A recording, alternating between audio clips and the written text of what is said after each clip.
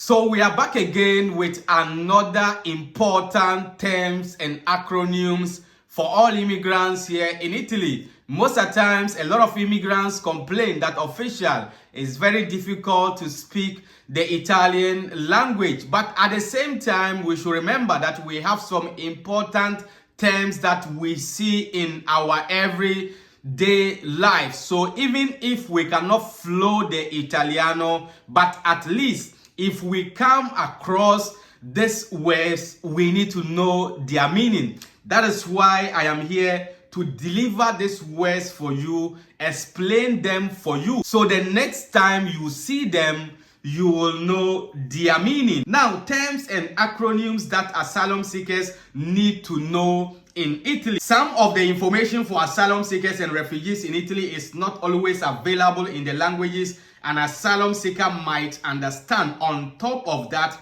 they are expected to know the meaning of a lot of abbreviations and acronyms. Here are a few of the most important terms to know. So please, you have to watch the video till end. I know some of the words will be very familiar to you. Now let's start from visto.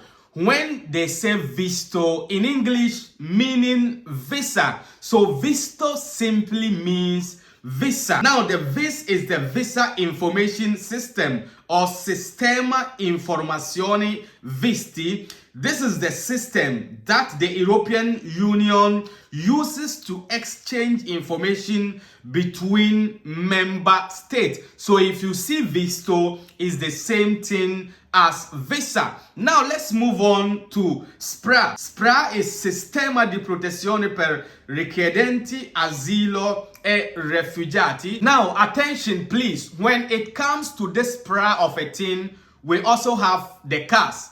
There are two different camps for immigrants. Usually the famous one is the CAS, which is the Centri di Accoglienza Straordinaria. These are reception centers in Italy. They are designed for temporary accommodation. This is normally for someone who has applied for asylum or needs some other form of protection. Sometimes, according to the website Open Police, a non-profit foundation based in Rome. Services offered in the CAS can be similar to those offered in the SPRA. Now, sometimes if you are in the CAS and you get documents, they can decide to send you to the SPRA or they can send you to the SPRA direct. But most at times, they will take you to the CAS, and then from the CAS, if you get documents, they will now send you to the SPRA. And sometimes too, you have to be in the CAS till you get your documents. So it depends on camp by camp. Now, SPRA, that is the Sistema di Protezione per Richiedenti Asilo e Rifugiati. This is a protection system for asylum seekers and refugees. If you cannot afford to pay for accommodation or to eat whilst you are waiting for your application to be processed, you can try and get a place at one of these. And sometimes it's not easy at all to get this SPRA. Now let's move on to INAIL.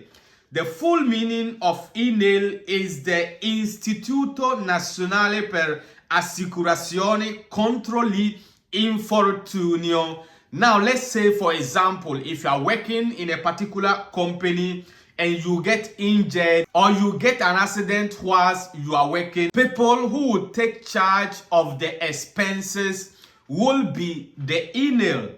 Now, if you are working in Italy, this office might come in useful, especially if you are engaged in dangerous work or you have an accident. It is the Istituto Nazionale per Assicurazione contro gli Infortuni, or the National Institute for Insurance Against Accidents. So these people or this office occupied with the insurance against accidents for workers here in Italy. Now let's move on to familiari. Once you hear familiari, it simply means family. Now this means family member. It is normally refers to someone you are married to or are legally bound to. It can also refer to your children and other members of the family for whom you are legally responsible in relation to migration. There is also the right to a family life, that is the diritto alla vita familiare, and rights to family unity, that is in the sense of reunification of the family members who may still be abroad or in your home country. Diritto alla unità familiare. Now let's move on to expulsion. This means expulsion or deportation. It is used in migration terms when a third country national is issued with a decision to expel them. This is normally when they are deemed to pose a serious and actual threat to national security or public order. Perhaps they have committed a crime and been tried and condemned for that crime and been sent to prison for at least a year.